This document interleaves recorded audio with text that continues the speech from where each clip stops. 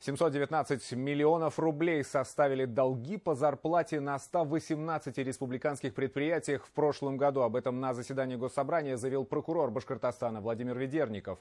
Он выступил с докладом об итогах деятельности ведомства в прошлом году перед депутатами. Какие законы приняты, расскажет Екатерина Тимиряева. Заседание депутатов Государственного собрания республики началось не по плану. Поступили предложения изменить повестку и включить вопрос о ходе ремонта улицы Комсомольской в Уфе. Решено проанализировать ситуацию на заседании профильного комитета и отдельно рассказать о результатах проверки. А вот доклад прокурора Башкортостана Владимира Ведерникова во многом коснулся влияния пандемии коронавируса и защиты прав врачей. Выявлено около 4000 нарушений антикоррупционного законодательства. На особом контроле рынок труда. По данным прокуратуры, предстоит вернуть еще 719 миллионов рублей для работников 118 предприятий. Всего в прошлом году выявлено 282 работодателя, допустивших задолженность по зарплате на общую сумму 1,5 миллиарда рублей. Удалось ликвидировать более половины долгов – 851 миллион рублей. Спектр мер реагирования у нас достаточно большой, от профилактических бесед до привлечения руководителей к уголовной ответственности. В первом чтении принят законопроект о трехдневном голосовании. Изменения вносятся в Кодекс Республики о выборах. Они могут быть приняты в 10-дневный срок со дня назначения выборов. В этом формате планируется проведение осенью выборов депутатов Госдумы 8-го созыва и дополнительные выборы депутатов в органы местного самоуправления. Самое главное, что она показала, она предоставила больше возможностей людям реализовать это свое право.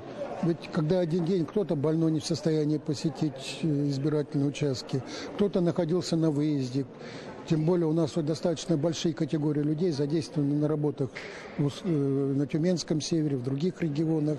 И 3 дня дают возможности им также реализовать свое право. В плане реализации субъективного права участвовать в выборах, конечно, этот закон для нас представляется обоснованным и правильным. Также рассмотрен законопроект о предоставлении 50% скидки при уплате транспортного налога для пассажирских и грузовых перевозчиков, работающих на газомоторном топливе. Такой же льготой смогут воспользоваться и физлица, имеющие авто на газе. Многодетные семьи также будут платить вдвое меньше за транспорт с объемом от 150 до 200 лошадиных сил. По налогу на имущество льготированы будут организации, это все коммерческие организации, которые входят в реестр медицинских организаций, которые занимаются репродуктивными функциями. То есть это гинекология, акушерство. И то оборудование, которое используется для этих целей, будет освобождено от налога на имущество. Это связано с тем, что эти средства, которые у них будут освобождены, они должны направлять на высокотехнологические приобретения других высокотехнологического оборудования для того, чтобы связано это с годом здоровья. Закон о платной парковке в Башкортостане принят осенью прошлого года. Нормами предполагается, что первые 20 минут бесплатны, если территория находится в муниципальной или государственной собственности, и льготный период до 60 минут, если находится у социальных объектов или органов государственной власти. Сейчас Государственное собрание Башкортостана приняло меру социальной поддержки для многодетных семей. Для них коммерческие парковки будут абсолютно бесплатными. Екатерина Тимиряева, Артур Ханов, Виктор Миренков, Виктор Демидов. Новости Уфа.